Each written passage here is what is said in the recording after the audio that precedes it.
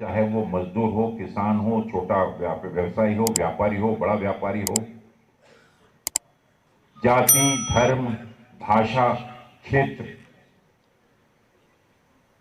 के नाम पर भेदभाव कर कर समाज के अंदर में जो नफरत का एक जहर खुला जा रहा है,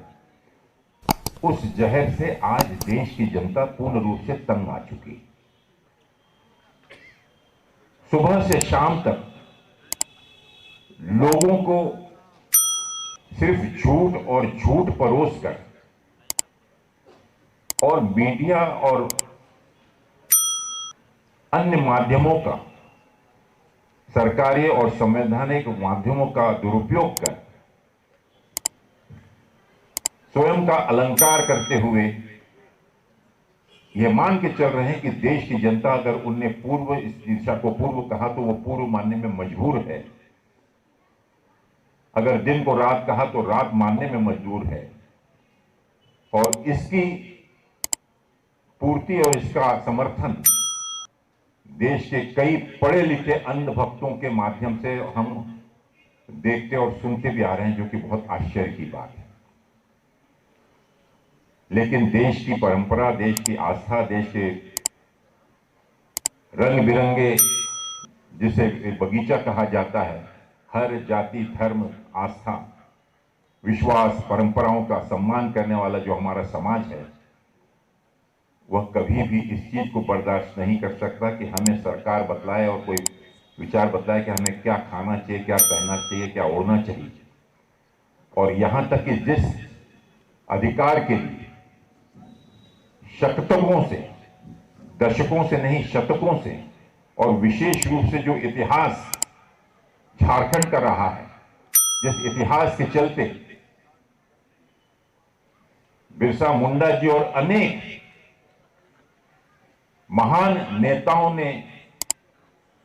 एक पूजनीय स्थान बनाते हुए यहां के लोगों के अधिकार के लिए संघर्ष किया है, उस जल जंगल जमीन जिसका नारा सिर्फ नारा न रह के लोगों ने कुर्बानी देकर इसकी सुरक्षा की। आज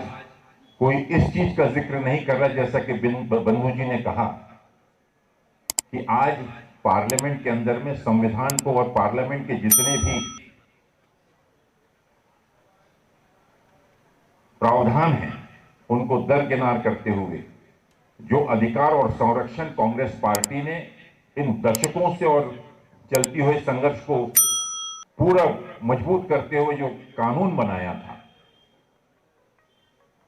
आपको आश्चर्य हो कि पिछले दिनों पार्लियामेंट के अंदर में वन संरक्षण बिल, आप सब लोगों ने पढ़ा और सुना होगा, एक खुली छूट दे दी गई कि अब वन संरक्षण बिल के माध्यम से कोई भी उद्योगपति, कोई भी पूंजीपति, कोई भी विदेशी कंपनी सहभागी होके और किसी कार्य के लिए भी उस जमीन का अधिग्रहण कर सकती है। ग्रीन ट्रिब्यूनल बनाया गया था, कानून व्यवस्था की गई थी, इसके चलते हुए संघर्ष हुए, चिपको आंदोलन हुआ इस पर्यावरण को बचाने के लिए, जंगलों को बचाने के लिए, आदिवासियों के अधिकारों के लिए। मैं इन चीजों का जिक्र आज विशेष रूप से इसलिए कह रहा हूं कि कांग्रेस वो पक्ष है, वो पार्टी है जिसने ना ही सिर्फ विचारों के साथ लेकिन शहादत देकर भी इन अधिकारों की सुरक्षा करने के लिए अपना सब कुछ निछावर किया है। और झारखंड की तो विशेष पहचान है, और ऐसे अवसर पर पूरे राष्ट्रीय स्तर पर हर एक क्षेत्र में, चाहे छोटे व्यापारी हों, उनका धंधा बंद करके बड़े बड़े मॉल और बड़े बड़े उद्योग कुछ चंद पूंजीपतियों के हाथों दे दिए जा रहे हैं। इन परिस्थितियों का उल्लेख मैं इसलिए कर रहा हूं साथियों कि आज देश का आवश्यकता है, अगर हमें मुकाबला कर कर इन अनकही अगर आपातकालीन स्थिति से निपटना है, अगर बहुमत के नाम पर देश पे हो रहे अन्याय से निपटना है, देश की गिरती हुई अर्थव्यवस्था को अगर संभालना है,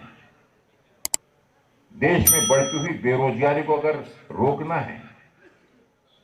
देश में बढ़ती हुई महंगाई को अगर रोकना है, इन सब प्रश्नों का जवाब मात्र एक है कि जो भूल, जो चूक पिछले 9 वर्षों में और 2 बार इस देश की जनता को बहका कर किया गया, आज उस जनता को जागरूक करने की आवश्यकता है। और वो जागरूकता इन्हीं प्रकार के नेताओं से, जो मंच पर बैठते हैं, आप बैठे हैं, आप जैसे जो जागरूक लोग हैं, उनके माध्यम से ही जागरूकता लाई जा सकती है। और इसीलिए आवश्यकता कि समवैचारिक लोग, आपने देखा होगा पिछले दिनों कांग्रेस और कांग्रेस से भी उठकर जितने भी विरोधी पक्ष, सब ने एक मिलाकर इंडिया गठबंधन के तहत एक आने का संकल्प किया। और उद्देश्य मात्र यह है कि हमारा दुश्मन, हमारी लड़ाई भले ही वैचारिक रूप से हो, क्योंकि ये लड़ाई गांधी और गोडसे इन विचारों की लड़ाई, ये लड़ाई अमीरी और गरीब की लड़ाई, ये लड़ाई अधिकार की लड़ाई है। और इसके चलते हुए हर पक्ष ने, नेतृत्व ने यहां तक के कहा कि अगर इसके लिए हमको कुछ भी कुर्बानी देना पड़े तो हम सब देने के लिए तैयार हैं, लेकिन इस शासन को यहां से उखाड़ के फेंकना आवश्यक है। मैंने ये पूरी भूमिका इस पार्श्वभूमि पर कही कि आज स्वयं का लक्ष्य रखने के बदले हमको आवश्यक होगा, एक तो पार्टी अनुशासन सबसे महत्वपूर्ण है किसी भी संगठन के बांधने के लिए, और दूसरा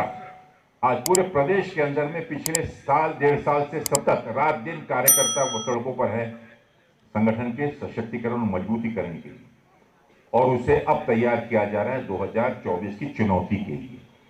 ताकि झारखंड के अंदर में 14 की 14 सीटों पर इंडिया गठबंधन के उम्मीदवारों को विजयी बना सके। और उसके लिए आवश्यक है कि हमारी सूझबूझ, हमारी व्यक्तिगत जो भी आशाएं, आकांक्षाएं हर व्यक्ति की होती, लेकिन मैं स्पष्ट कहना चाहूं कि हमारा सबसे परम लक्ष्य, उससे हमें नहीं चूकना चाहिए, वो है सामूहिक रूप से एक साथ मिलकर हम अपने दुश्मन को परास्त करें, उन विचारों को परास्त करें, उनके उम्मीदवारों को परास्त करें और लोगों के बीच में एक एकता का उदाहरण दें, ताकि लोगों का विश्वास हम पर बन सके। तो इन्हीं आशाओं और अपेक्षाओं के साथ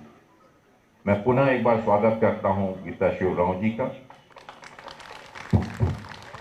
और उम्मीद करता हूं कि उनके आने से ताकत ही नहीं, लेकिन संगठन को भी मजबूती होगी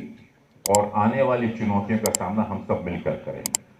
आप सब लोगों का यहां उपस्थित होने के लिए बहुत बहुत